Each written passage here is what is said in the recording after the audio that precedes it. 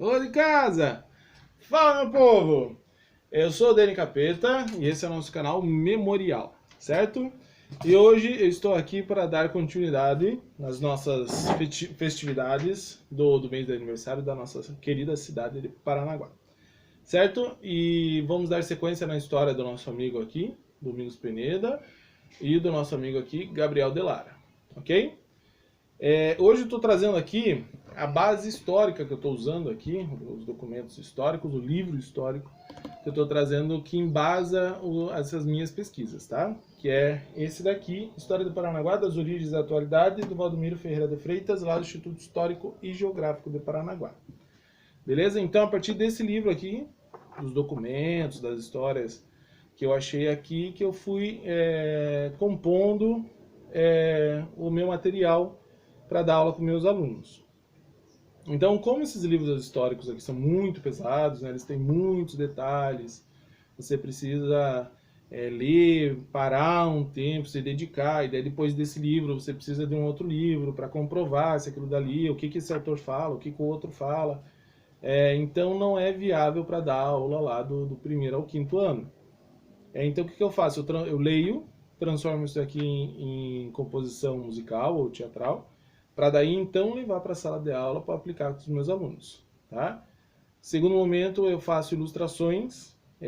Depois que eu li tudo, separei personagens, monumentos, datas, tudo que vai ser usado na história, ilustro tudo isso e daí levo para os meus alunos. Aqui nesse caso eu fiz uma música que condensa a história do Domingos Peneira e do Gabriel Delara, e daí então eu apresento para eles, tá? Porque assim eles fixam mais fácil, eles entendem o papel de cada um desses personagens, e roteirizando direitinho, fazendo uma coisinha linear, eles entendem como que surgiu, qual foi os embates que aconteceram, como por exemplo o Domingos Peneda, quando ele chegou, a relação dele com os índios carijós, daí depois a relação do Domingos Peneda com o Gabriel Delara, se havia ou não.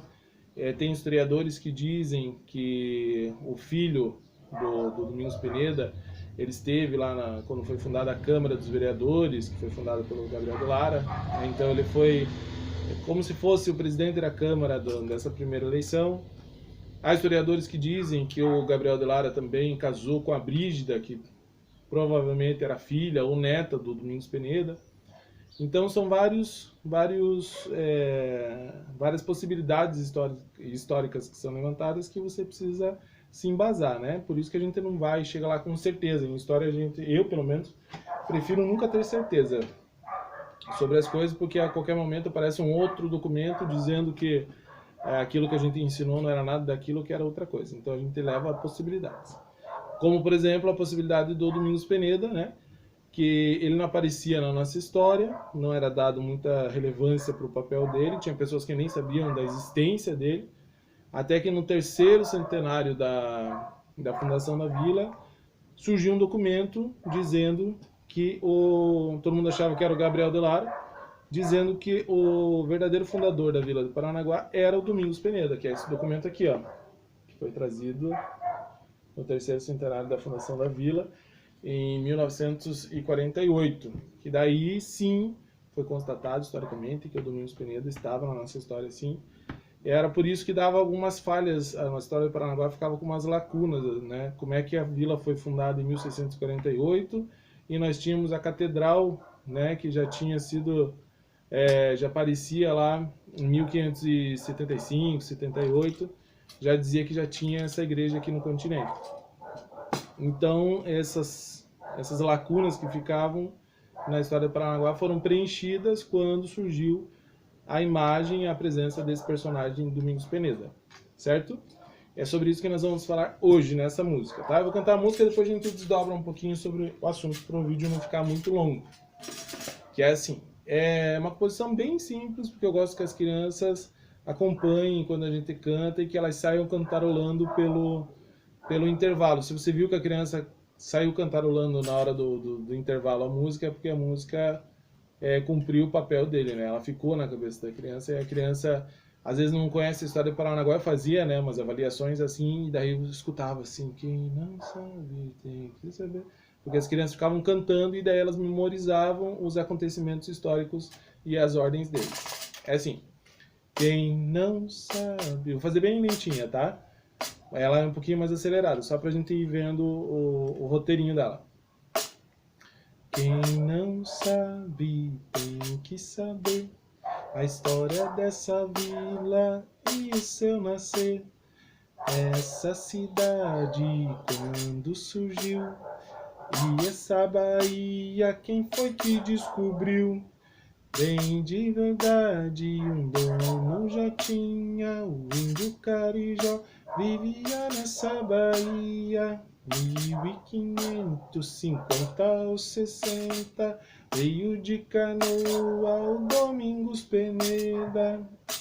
Aí a gente termina a chegada do Peneda e ele encontrando esse índio Carijó.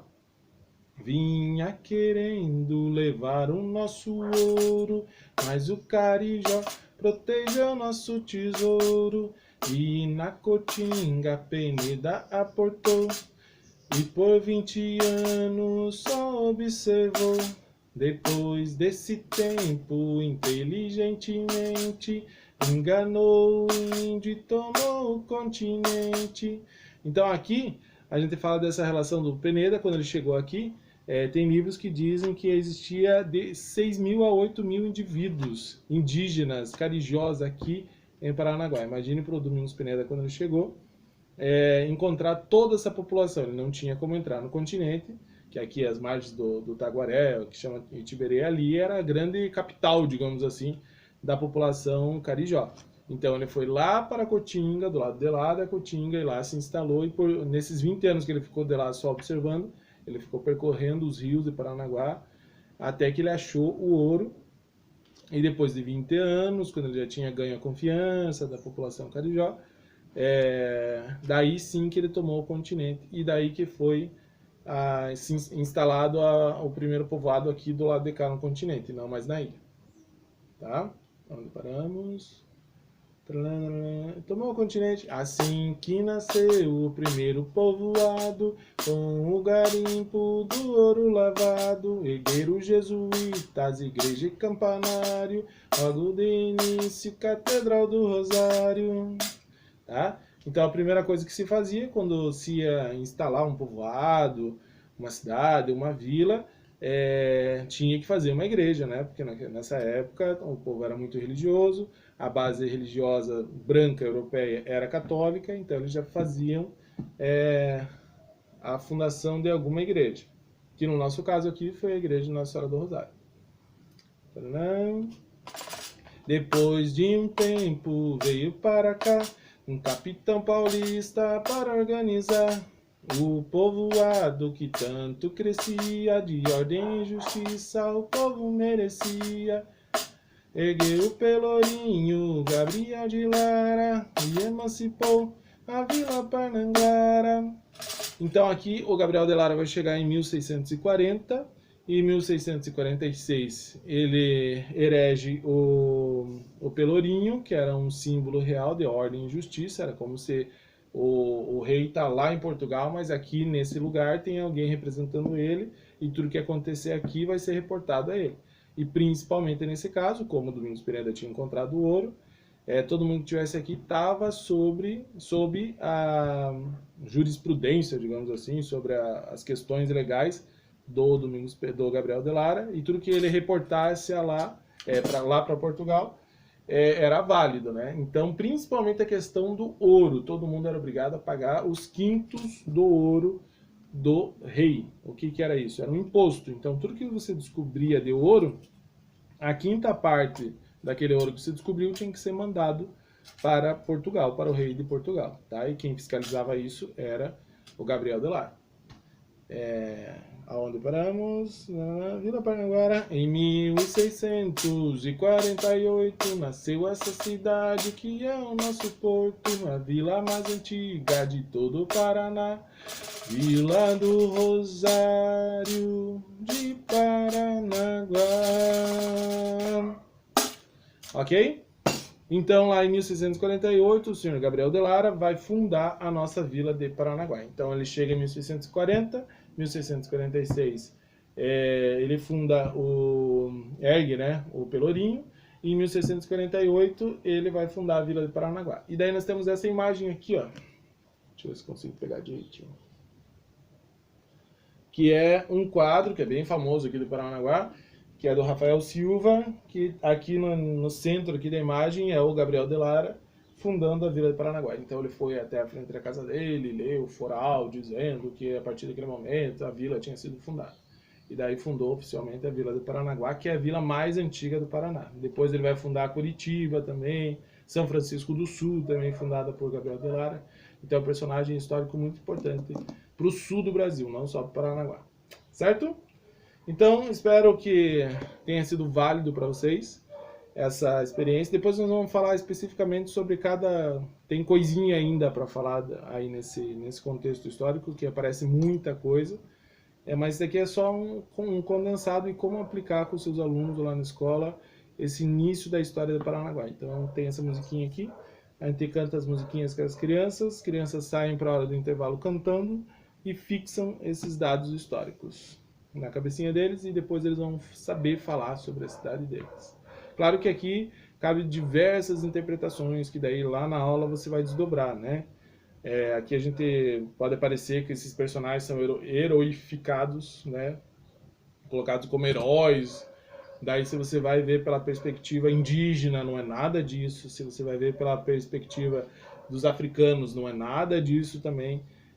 Então você tem que mostrar para as crianças as várias perspectivas históricas, assim, olhando da fundação da vila, da constituição da vila, é de um jeito. Se você for olhar pela visão do Carijó, era outro jeito. Se você for olhar na sequência lá historicamente, quando chegaram os africanos escravizados, era outra coisa completamente diferente, certo?